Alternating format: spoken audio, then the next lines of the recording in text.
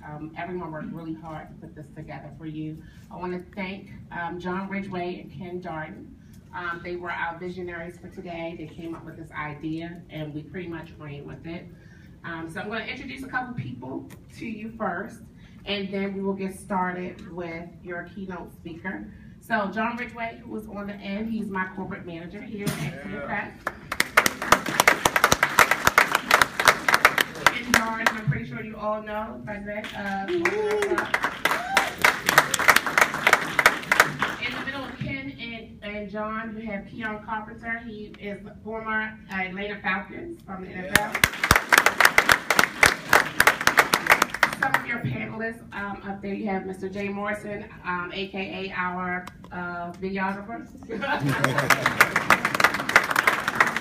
You also have Ms. LaTanya Dyer. She is one of your panelists as well.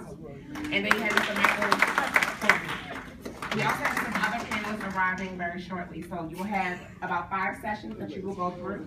You will also enjoy cookout lunch outside, as well as the performances. 5-Step Show and 92K will come in as well. But I'm going to introduce to you now Mr. Keion Carpenter. He's going to come and talk to you. He is from Baltimore, Maryland. He is formerly from the NFL with the Atlanta Falcons, and he is also the CEO of Shutdown Academy, which is for our youth of Baltimore as well. So Mr. Keion Carpenter is going to come and talk to you guys for a little bit, and once he's done, you can ask him some questions, and then we're going to move on from there. So hope you enjoy, have a good time. Please ask a lot of questions through your sessions, and we're all here to help you out if you need anything. Anyone in the red shirt? Oh, make sure you take your pen and your pad with you along the way as you go. And I will be back before you break off, so you'll know your instructions on where to go and what to do. So, Mr. Carpenter, and he does it all the time. Y'all hear me okay? Yeah. Okay, I got a big mouth, so it's okay. First of all, I'm happy to be here to be able to just share a few minutes. I'm going to give a few minutes just to share a little bit about my life, and hoping to inspire you all. Then we can get into some Q&As, because I kind of want to know a little bit about you all and kind of what you want to do, and you know, hopefully some steps that I took to get where I am, they can help benefit you. Is that cool? Is that cool? Yes, sir. Don't be acting like y'all asleep. We ain't in class. Y'all ain't gonna get in trouble. You know, we cool. We can talk a little bit. So like she said, my name is Keion Carpenter. I'm from Baltimore, Maryland. I went to Woodlawn High School, and I graduated from Woodlawn High School. I was a 3-sport athlete. I played football, basketball, and track. How many of y'all, any sports heads in here? Okay, I'm gonna have a few up in here. And I was pretty much an average student. I wasn't like a straight A student. So I was like a B, kind of like a middle of the road type of guy. I didn't apply myself as I should have, but you know, I was like I said, middle of the road. So I was fortunate enough I had letters from pretty much every college in the country, right? Boston College, Wisconsin, North Carolina State, Virginia Tech, Maryland, you name it. I could pretty much pick wherever I wanted to go. I was fortunate enough to wind up choosing Virginia Tech. I got a full athletic scholarship to Virginia Tech University, which I think is probably one of the best universities in the world. 4 years, probably was some of the best 4 years of my life. The experiences there, it was the first time I was on my own, away from my mother, because I was raised by my mom with the help of my grandparents. I didn't know my dad, didn't even meet my dad till I was 22 years old. So, and I always like to share that because, you know, a lot of us kind of go through those situations, but we use those situations in a negative way. And what I did was, growing up without my dad was probably one of the hardest things that I ever could have done. You know, obviously making it to the NFL was a dream, and I was able to reach that. But living without my father pained me for so many years. Up and even till maybe a few years ago when I started writing my book. And I don't know if some of you in here are dealing with that situation. And if you are, it's okay. It's gonna be all right. I'm here to tell you that it's gonna be okay. We don't need to make excuses for folks or why they choose not to, accept their responsibilities and not be in our lives. But I mean, I made it. I had every excuse in the world not to make it. I had every excuse in the world to go sell drugs. I had every excuse in the world to follow the wrong crowd and do something wrong. But I had one promise that I made my mother. And all that promise was I always wanted to make her proud. How many of y'all had somebody in your life that you just don't want to disappoint? Right? We all got that special person in our lives that we don't want to make mad. We don't want to make them cry. We don't want to disappoint. So in those times where it's rough for you in school, or it's rough for you in the neighborhood, think about that one person. I always thought about my mom when I was growing up, because it wasn't easy. I had to make tough choices in situations where my boys wanted to go do something that I knew wasn't right. I had a choice to make. Do I want to go over here and do something that I know is not right just to fit in and be around my boys? And that could wind up like making my mother kind of unhappy or creating her some heartache or some pain. Because she was already dealing with some pain, having to raise a young boy in this city on her own. That's tough enough. We don't want to put that added pressure on the people that love and care for us. Some of us right now, I know when I was your age, I didn't think that maybe a lot of people may have cared about me, but they do. They do. But the most important thing is we got to care about ourselves. We got to care enough about ourselves to know to do what's right versus what's wrong, right? Because it's easy to do wrong, right? It's 24 hours in a day. It takes you 1 second, 2 seconds, a minute to do something wrong. Doesn't take much. We always got to be conscious of what we're doing and who it affects. Not necessarily just us, but who is going to affect if something happens to you or something happens to you. Or if you go out and do something wrong, who is it going to affect? You can't just think about yourself. So Virginia Tech probably was the best 4 years of my life, right?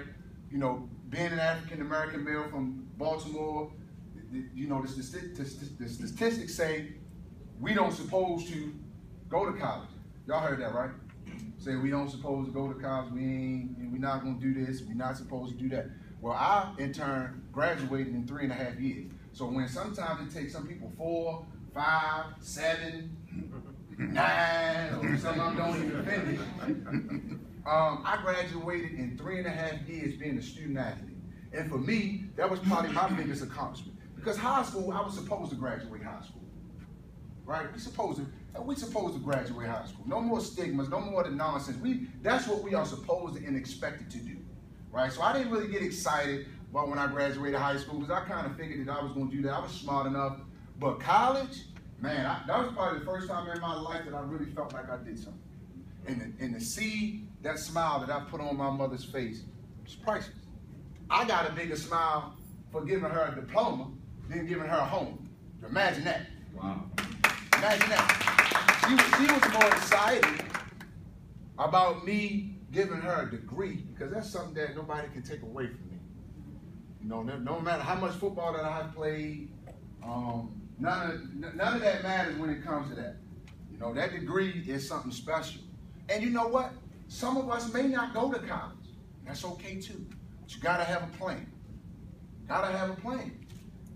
You guys got way more opportunity and resources than I had when I was in middle school or high school. You got it all at your fingertips.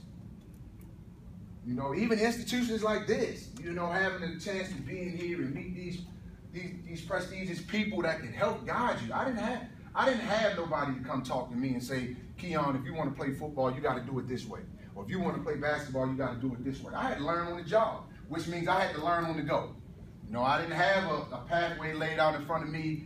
I had to make my mistakes, get back in line, and keep going. Because in life, it's just not, it's going to be tough. The older you get, the tougher it's going to be. Because the older we get, the more responsibilities that we have, right? You know, we gotta, you know, we all want to grow up until we grow up. Facts. You know what I mean? Facts. We all grow up until we really want to grow up. You know, we say we want to grow up, we want to do grown-up stuff until we get there. Now I want to be a kid again. I want to be y'all age again. Don't have to pay no bills, don't have to do nothing, just be irresponsible. You know, that's what I want to do. You know, but so after my 4 years at Virginia Tech, you know, obviously my biggest goal was to make it to the NFL, right? You know, I don't know how many guys in here had that dream, or you got that dream. Anybody had a dream of going to the league in here? Okay, I got two. That's cool. Because you know what? When I used to go to camps and stuff, and whoever was up there talking, and a guy would say, you know, it's a room full of athletes in here. There's only going to be 2 of y'all, or 1 of y'all that's going to have a chance to make it. Guess who was crazy enough to think that they was going to make it? It was me. So don't feel shame. If you say that, raise your hand and be proud about that. Because every time somebody asks me if I wanted to go to the NFL, I raise both of my hands. I'm going. I'm going. And that's the mentality we got to have. If you want to do something, say that you're going to do it. Don't second guess yourself. Don't be shy. Don't feel embarrassed. Because one day it's going to happen. And you're going to remember this moment. You're going to say, man, I remember when that crazy dude that was standing up there with that red shirt on was talking about something, and I was kind of scared to raise my hand, but now I'm here now. I want to know where that crazy dude at now because I heard him and I believe him. And that's what we got to do. We got to think about what we want to do. Speak life into those type of situations. Right? Because you can do anything. I know it sounds cliche, but I'm a living witness. You can do anything you want to do. Right. You can. Right? So I told you, I didn't have a dad, right? I got a college degree. I played 8 years in the NFL. I'm an author. I wrote a book, y'all. I ain't even like school like that, but I wrote a book. Just imagine that. Come on. You know what I mean? Yes, sir. I haven't worked a day in my life. You know why? Because every day that I have woken up, that God has given me breath to wake up, I have fell in love with what I do. I haven't had a job. Football wasn't a job for me. Come on. It wasn't no job. Yeah, I had to get up at 5 in the morning and sometimes stay 9, 10 at night. But that's not a job when you love what you do. Love waking up, going to work just to play football. I ain't had to take no classes. I didn't have to go to English class or biology class and then go to practice. No, I woke up for 8 years of my life to play football. Isn't that special? So don't sit here and tell me what you cannot do. And I'm going to even tell you on top of that, I didn't even get drafted. Now imagine that. So I'm waiting for the phone to ring come draft day. Don't ring. Didn't ring, and I was okay with that. Just ask God, just give me a shot. I'm going to take somebody's job. You know, we from Baltimore, you know. Hey. I'm going to take somebody's job. So I get a call, Buffalo calls me, they say, we like you. I said, okay, well, why you didn't like me in the first round? You cost me about $10 million if you'd have liked me 7 rounds ago. But that's okay. I'm not going to make you pay for that. What do I need to do where I need to be? All right, they gave me a date. I go in. I start having the best training camp of my life. As an undrafted free agent, Virginia Tech by way of Baltimore, right? The odds are way stacked against you. That's like trying to hit the lottery. You almost never hit it, right? That's what it's like. So trying to make it to the NFL as an undrafted guy, it's like hitting the lottery.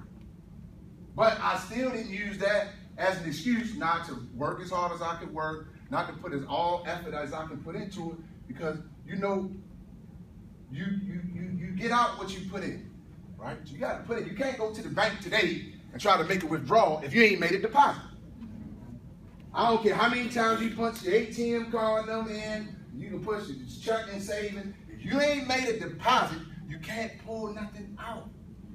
That's what we got to do. We got to start making deposits in the stuff, whatever we want to do. So, had a great preseason, right? So I made the first two rounds of cuts. You got 3 rounds of cuts. So they got like 90-some guys that they invite to camp. So if y'all didn't know that, now you know. So when the season starts, it'll be about 90-some guys that's only fighting for 53 spots. 53. There ain't many, right? Let me ask you a question. How many of y'all, can somebody tell me how many players that are in the entire NFL? You got 32 teams, 53, now it's 58. 58 players on each team, 32 teams. Somebody give me a guess.